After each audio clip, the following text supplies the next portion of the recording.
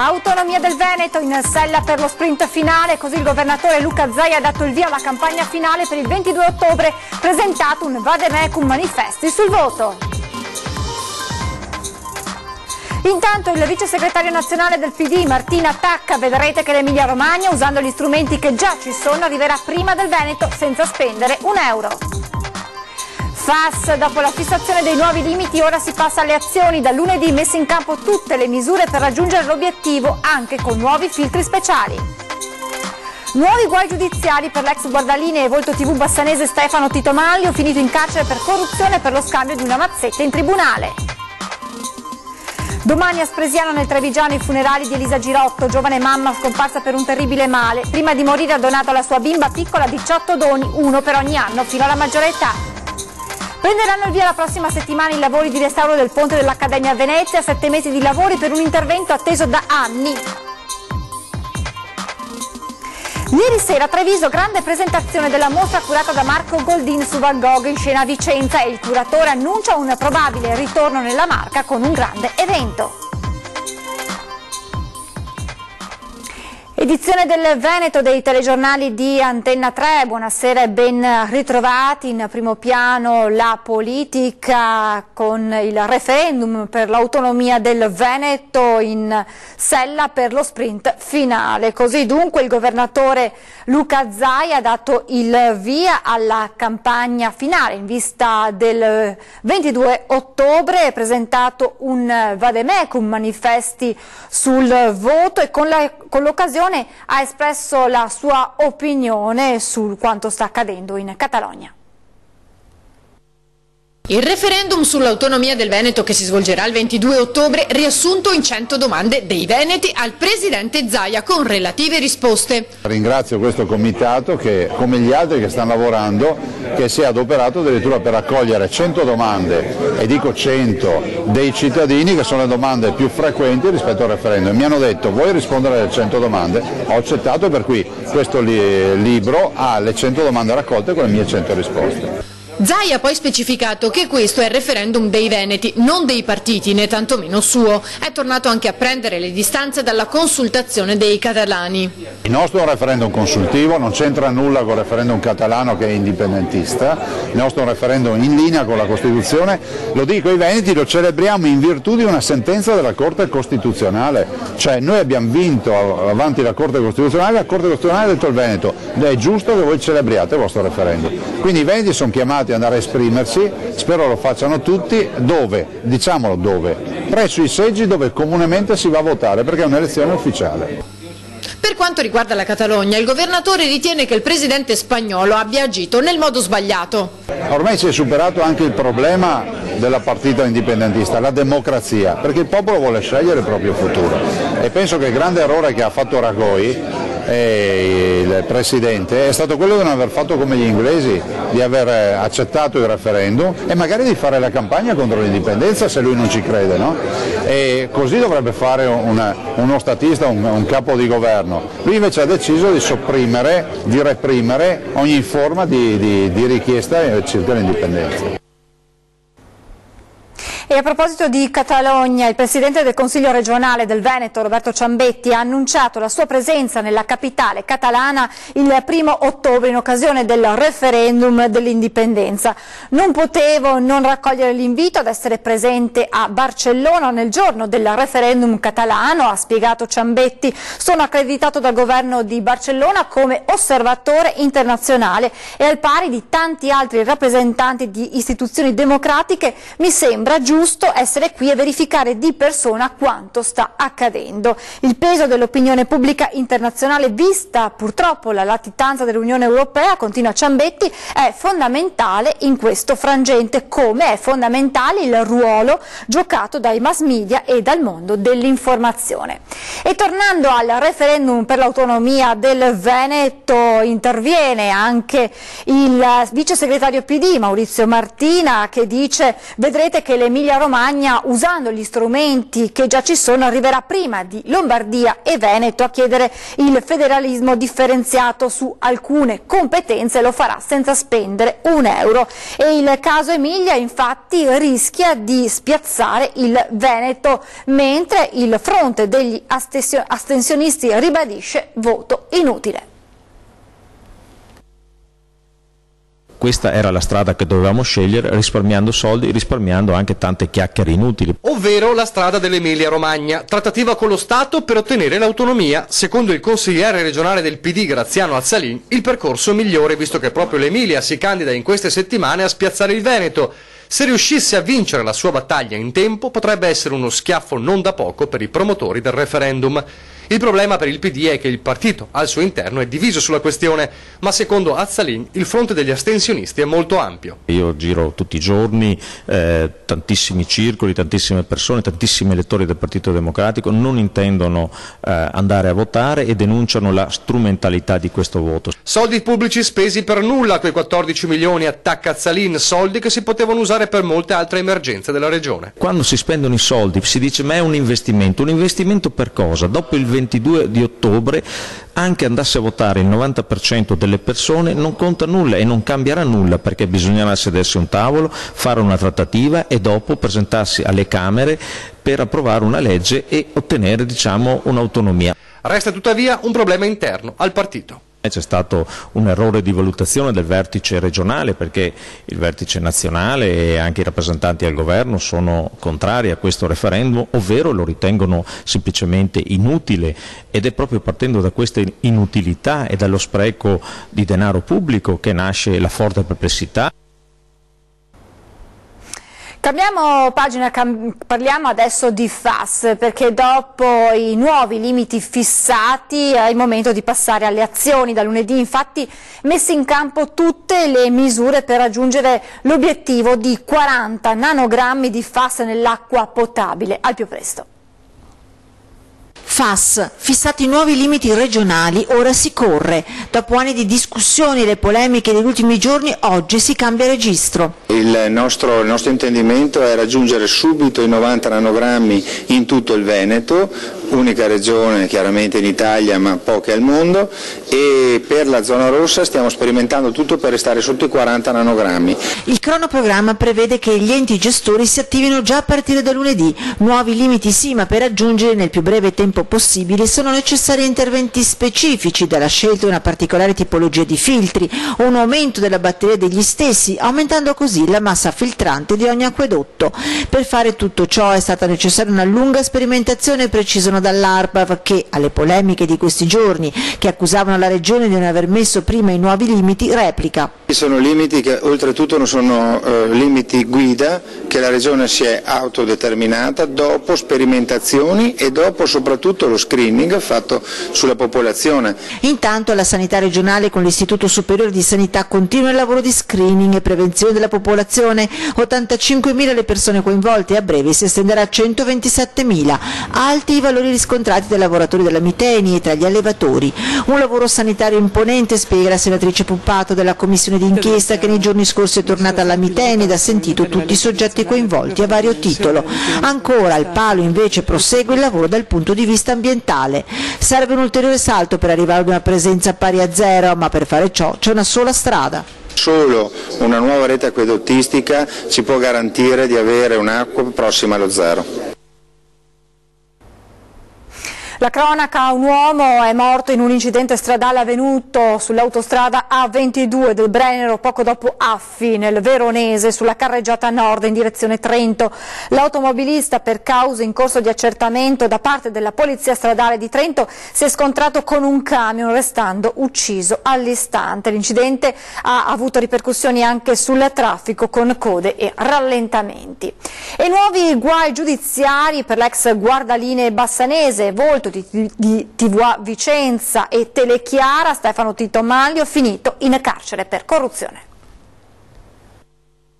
Corruzione in atti giudiziari. È pesante l'accusa costata all'arresto all'ex guardalinee di Serie A Stefano Tito Manlio, residente a Bassano. Il 54enne, funzionario del Tribunale di Vicenza, è stato arrestato dai Carabinieri e dalla Guardia di Finanza in flagranza di reato nel suo ufficio del Palazzo di Giustizia Berico, mentre incassava una mini intangente di alcune centinaia di euro dall'ingegnere Antonio Nicastro di Marano Vicentino. Da mesi a sua insaputa Tito Manlio era finito nel mirino del procuratore Antonio Cappelleri e secondo gli inquirenti ieri non era la prima volta che il funzionario, impiegato nella sezione lavoro dell'ufficio esecuzioni immobiliari, incassava mazzette in cambio di favori. Trasferito in carcere al San Pio X, il 54enne non è la prima volta che finisce al centro di uno scandalo. Nell'agosto del 2006, nell'ambito dell'indagine su Calciopoli, venne condannato a 3 anni dalla giustizia sportiva e ad 1 anno di reclusione e 20.000 euro di multa, pena coperta dall'indulto da quella ordinaria per l'inchiesta legata alla partita Arezzo-Salernitana. Ora l'accusa pesante che ha travolto l'ex guardalinee, noto opinionista nelle trasmissioni calcistiche di TVA Vicenza e Telechiara. Un'inchiesta, quella aperta dalla Procura Berica, che sembra destinata ad allargarsi. Sotto la lente di ingrandimento, infatti, c'è una serie di affidamenti professionali nei quali avrebbe avuto un ruolo proprio il cancelliere bassanese. Dopo anni passati a sventolare bandierine a bordo campo, questa volta è toccato proprio a lui finire in fuorigioco. 6 medici indagati per la morte di una donna veneziana. La Procura di Venezia ha iscritto al registro degli indagati 6 medici dell'ospedale di Mestre in seguito alla morte della 64enne di Marcona Luigina Di Paul, avvenuta il 21 settembre. Secondo il racconto dei familiari, la donna aveva avvertito un malessere il giorno precedente e aveva deciso di recarsi al pronto soccorso. Il personale l'avrebbe rimandata a casa dopo una breve visita senza prescrizioni mediche o esami di approfondimento. 24 ore dopo, accompagnata dal figlio, la casalinga è tornata in ospedale. Mentre veniva visitata è stata colpita da un infarto ed è morta nel giro di pochi minuti. Diversa è la ricostruzione dei fatti fornita dall'Ustra in una nota. La signora, scrive l'azienda sanitaria, il giorno prima del decesso era stata accompagnata in pronto soccorso con un codice verde, ma aveva deciso autonomamente di interrompere il percorso diagnostico che le era stato proposto dal medico urgentista. Il giorno dopo è stata nuovamente portata in pronto soccorso dall'ambulanza. Le sue condizioni, nonostante la rapida presa in carico, gli immediati esami di diagnostica emetica e strumentale e le conseguenti cure dei sanitari sono rapidamente peggiorate. La morte è sopraggiunta dopo 2 ore e 30 dall'ingresso. Un sacerdote della Bassa Padovana è accusato di abusi su un minorenne. Il pubblico ministero ha chiesto per lui 3 anni di condanna. È arrivata in tribunale la vicenda di un ex parroco della Bassa Padovana accusato di violenza sessuale.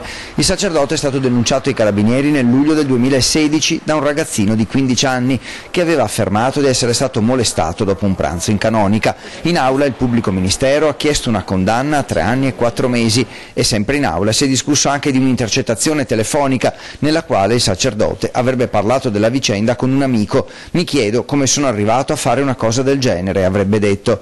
E nella battaglia tra accusa e difesa il giudice ha stabilito che le telefonate intercettate si possono usare perché si trattava di un dialogo tra amici. La famiglia del ragazzino, tramite il suo legale, ha chiesto un risarcimento di 100.000 euro, mentre il sacerdote ne ha già anticipati 10.000 ai genitori, quindi il rinvio alla prossima udienza.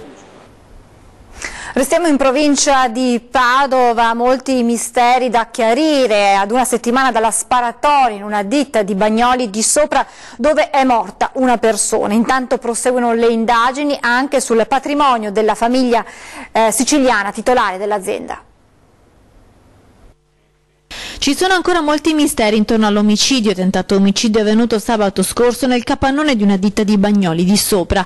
Pare che gli inquirenti abbiano molti dubbi sulle versioni fornite sia da Benedetto Alia, il titolare dell'azienda che avrebbe fatto fuoco con il fucile a canne e mozzo uccidendo Francesco Mazzei e ferendo Yassine Lemafel, sia sulla versione di quest'ultimo. Gli inquirenti fanno fatica a credere che la violenza esplosa sabato sia solo legata a motivi di rinnovo del contratto di lavoro. Altro punto da chiarire il perché Francesco Mazzei, calabrese d'origine ma poi trasferitosi in Germania, era arrivato a Bagnoli. I familiari dell'uomo hanno raccontato che era tornato in Italia qualche giorno come di consuetudine per far visita al figlio che vive con la madre nel Veronese. Poi era andato a salutare il suo amico Yassine, detto Vincenzo. Una versione che però sembra non convincere, perché lo avrebbe anche accompagnato quella mattina.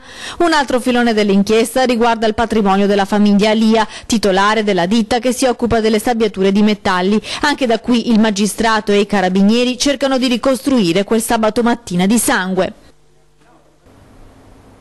La politica ora con l'intervento del commissario regionale di Forza Italia che ha avvisato la Lega per le prossime amministrative in Veneto, candidati azzurri o non se ne fa nulla, la risposta del Carroccio. Speriamo che prevalga sempre il buon senso, perché alla fine è un po' quello che è successo alle ultime amministrative, quando anche in Veneto la Lega ha detto più o meno la stessa cosa dopo quello che era successo con l'amministrazione Bitonci, che era stata messa in minoranza e quindi che era caduta sotto i colpi, diciamo, delle dimissioni di Forza Italia. Risposta pacata ma confrecciata quella del segretario trevigiano della Lega al commissario regionale di Forza Italia. È di ieri la nota ai circoli dell'azzurro Adriano Paroli, che stoppa ogni accordo con il Carroccio se non prevede come candidato sindaco un forzista. Concetto che vale per tutto il Veneto, che avrebbe già fatto saltare il nome previsto per Sandonà. A Vicenza e Treviso i giochi, o meglio i nomi, non sono ancora stati fatti e quindi c'è spazio di manovra per non scornarsi. Ma la Lega non dimentica, anzi rigira il coltello sulla piaga dei fatti padovani, quando furono proprio gli azzurri a far saltare il sindaco leghista Bitonci, col risultato che adesso sono tutti a casa, pardon, all'opposizione. Del resto i numeri danno ragione al Carroccio, in Veneto sono loro che contano, mentre Forza Italia continua ad arrancare nei consensi. Ecco perché a Treviso già si parla di tattica preelettorale, con il sostegno di Paroli al rappresentante di Forza Italia ai 300 e al momento nome che gira tra le segreterie come possibile antagonista Giovanni Manildo. Non è che per Treviso questo sia, diciamo, il preludio a un lancio di De Checchi? Ma io credo che certe scelte vadano fatte assieme. La Lega ha un peso tale per cui la scelta, insomma, deve passare anche attraverso di noi. Deve passare o deve essere vostra? Vedremo. Ed ora a Spresiano, dove domani mattina alle 10 nella chiesa di Lovadina verrà dato l'ultimo saluto ad Elisa Girotto, la mamma morta a soli 40 anni per un terribile male.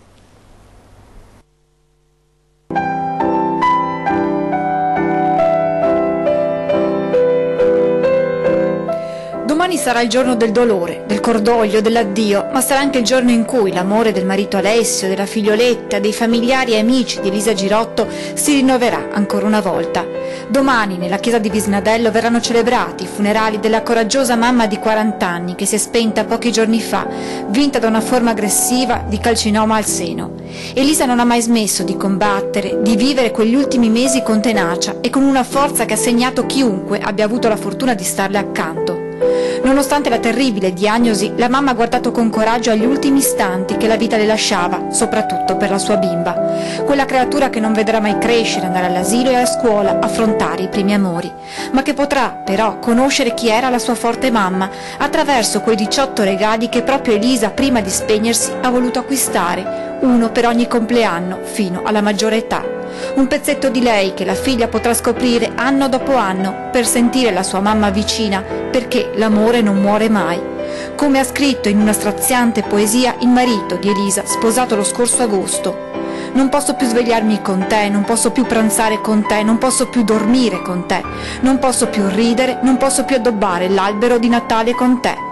Non posso più crescere con te, non posso più accarezzarti, toccarti, sfiorarti, baciarti, regalarti tulipani. Non posso più dirti ti amo, non posso più dirti forza Eli, ce la faremo, ma posso ancora amarti, insieme per sempre.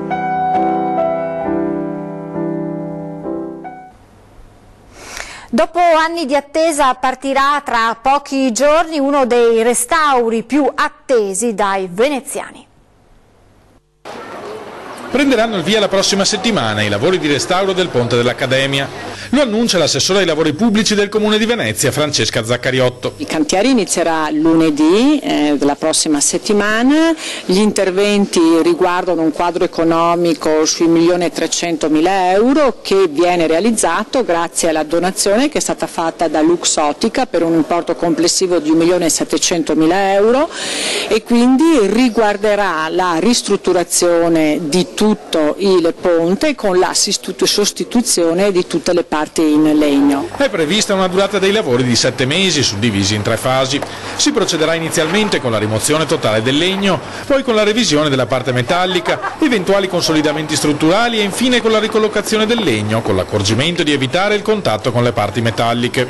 Durante i lavori, che vedranno chiusure parziali per soli 3 o 4 mesi, verrà spostata la fermata dei mezzi ACTV. Ci auguriamo non crei disagi e proprio per questo motivo abbiamo cercato di organizzare il cantiere perché mai il ponte venga chiuso e che quindi non ci siano limitazioni né per i residenti né per i turisti e che quindi vengano garantiti tutti gli eventi che sono in programma per l'anno 2018. Tra i criteri previsti dal bando anche quello della manutenzione, facendo in modo che in futuro attraverso la scelta dei materiali si possano rendere più facili e meno costosi gli interventi. Quest'opera inoltre vedrà, perché questa era una anche delle condizioni di cui il bando, di poter finalmente realizzare quello che è l'accessibilità al ponte con il superamento di quella che era oggi la barriera architettonica e quindi ci permetterà di continuare un percorso di accessibilità in quelli che sono i punti strategici della città.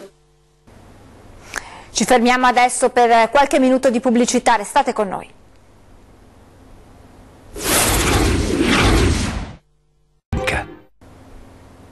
Rieccoci in diretta, andiamo a Padova dove la carenza di parcheggi è da sempre uno dei problemi del vecchio ospedale. In attesa di una nuova struttura in diversi lasciano l'auto in divieto di sosta, ma oggi per loro è stata una giornata di multe. Perché gli passare anche con la bicicletta, sì. È pieno di macchine. Pieno di macchine, dovrebbero regolare più, ci fosse almeno qualche vigile che controllasse più. E alla fine la polizia municipale è arrivata davvero in via Gattamelata, dove le automobili parcheggiate in divieto di sosta fanno oramai parte dell'arredo urbano. Si sono materializzati 2 agenti armati di block notice. Pochi istanti e sul tergicristallo di ogni auto campeggiava una bella multa. Il vecchio ospedale non offre parcheggi sufficienti e con una nuova struttura il problema sarebbe risolto. Nel frattempo il disagio è duplice tra chi non sa dove lasciare la macchina e i pedoni costretti dai mezzi fermi sui marciapiedi ad avventurarsi su una strada trafficatissima. È sempre così? Sì, più o meno su questa strada sì, nel senso penso che non ci siano parcheggi per l'ospedale e quindi parcheggiano per strada, ecco. Sì, ed è un disagio perché il marciapiede è occupato e quindi insomma diventa anche pericoloso. E ha avuto difficoltà a passare con la valigia? Sì. Ci sono mamme, lavoratrici con figli, contratti atipici che non dispongono del parcheggio. Quindi come fa?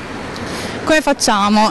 Facciamo che arriviamo molto presto e cerchiamo di parcheggiare nei dintorni, però il problema del parcheggio diventa anche un problema per le persone che hanno le abitazioni e si trovano macchine parcheggiate in divieto, per persone che sono disabili e non dispongono di accessi ai marciapiedi facilmente fruibili perché ci sono macchine parcheggiate, quindi è un grosso problema. Un problema che nel frattempo con spirito di adattamento in diversi hanno risolto così. Io non guido più e di conseguenza i parcheggi manco li guardo delle auto, giusto? In realtà prendo l'autobus di solito, quindi mi spiace ma non posso esservi tanto d'aiuto. Ma lei prende l'autobus perché sa che non si trova parcheggio? Beh sì, anche. Con il bus.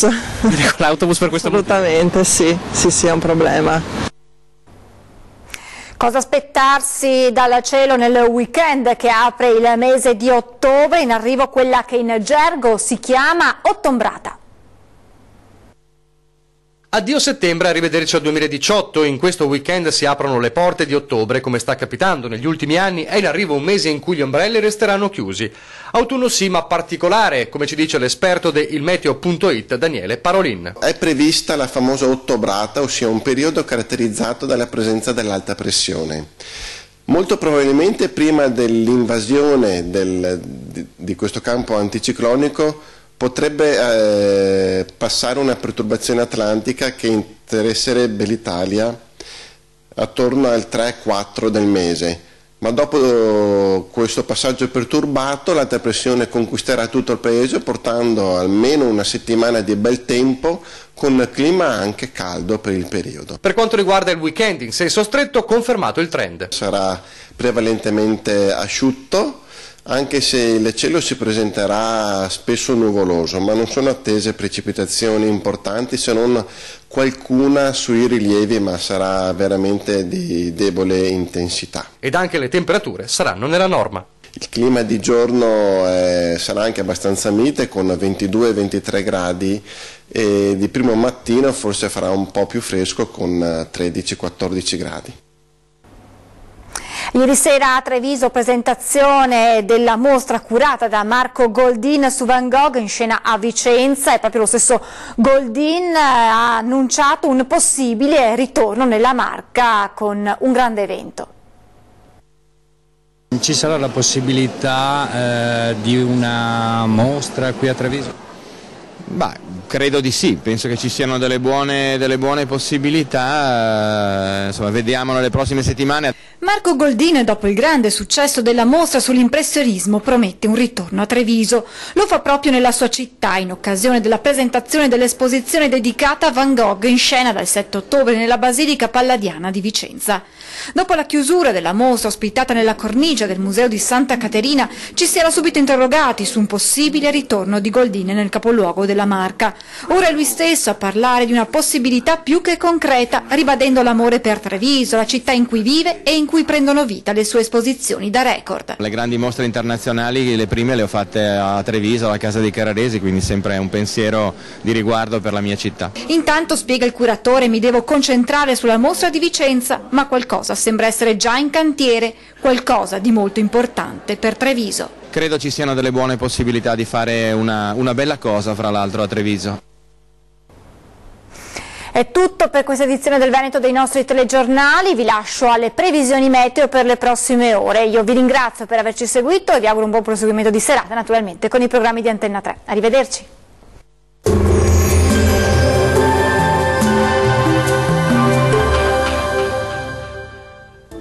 Giornata grigia e nuvolosa su alcuni settori delle nostre regioni, anche con qualche fase instabile, soprattutto sui monti.